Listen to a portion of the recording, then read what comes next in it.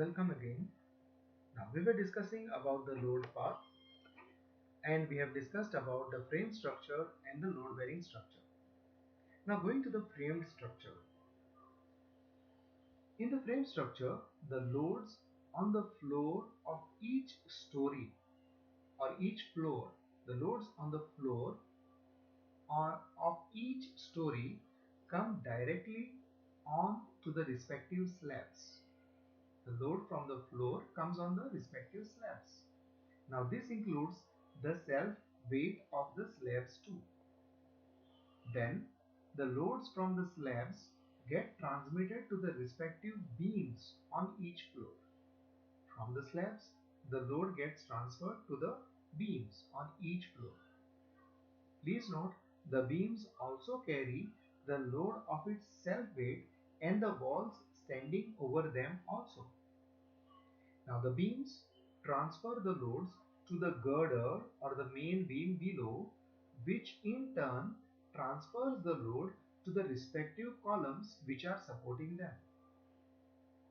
These columns transmit this load they are carrying along with their own self weight to the footings which are supporting these columns.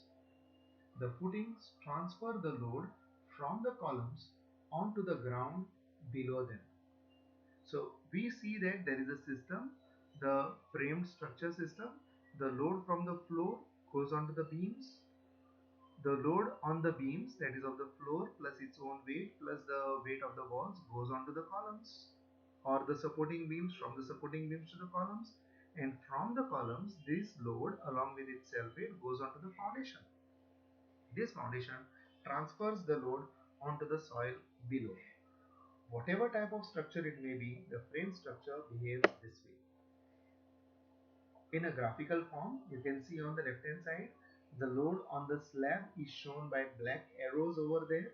The load is well distributed over the slab that gets transferred as on the right hand side picture, the load from the slab has changed and gone onto the beam, and that can be seen as UDL on the beam with pink arrows.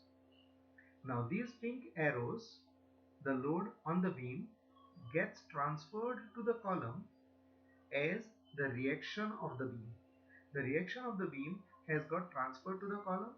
They are the blue arrows. Now the load from the column goes onto the foundation, and from the foundation it gets transferred onto the soil. Now that's the load transfer in a framed structure. That's how we see it. Now coming to the load bearing structure. In a load bearing structure, the load transfer occurs like this. As in the framed structure, the loads on the floor of each story, inclusive of the self weight of the slabs, come directly onto the respective slabs. The loads of each floor come on the slabs. Now the load from the slabs get transmitted to the walls below them. The walls which support the slabs, this load from the slabs get transferred to the walls below them. The walls, along with their own self weights, transfer the loads to the walls supporting them, which are under them, which in turn transmit the load they carry along with their self weight onto the strip foundation which is supporting this wall, or the strip foundations supporting this wall, these walls.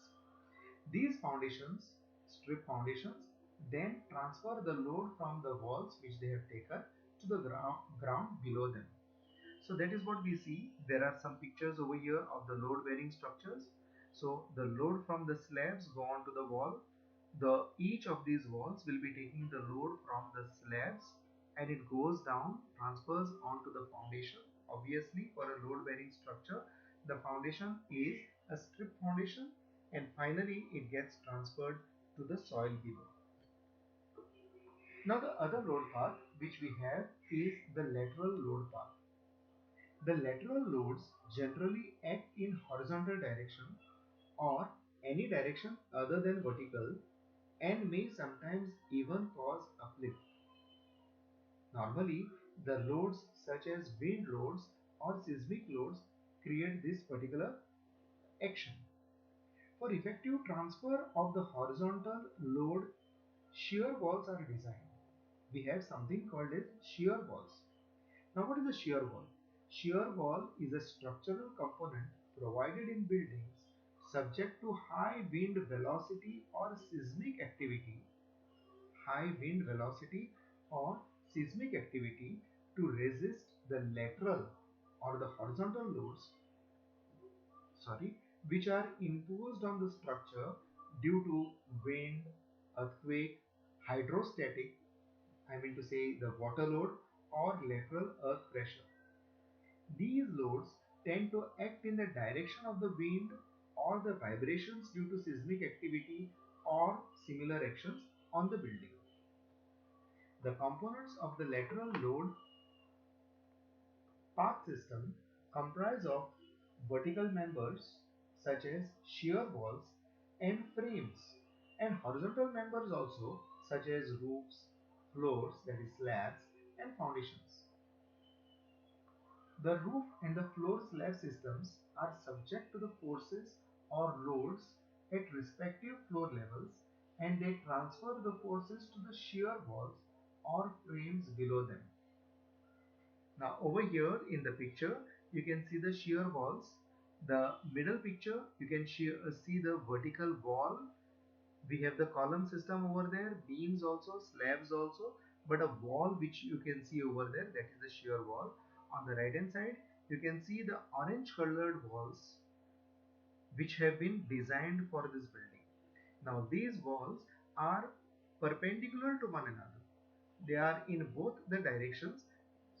They are made in both the directions, or they are constructed or planned in both the directions so as to be effective to resist the horizontal load. Horizontal load could be coming in the x-axis direction or the y-axis direction. So the shear walls are capable of resisting this horizontal load. Now the load transfer in a lateral load path system with a shear wall can be seen here.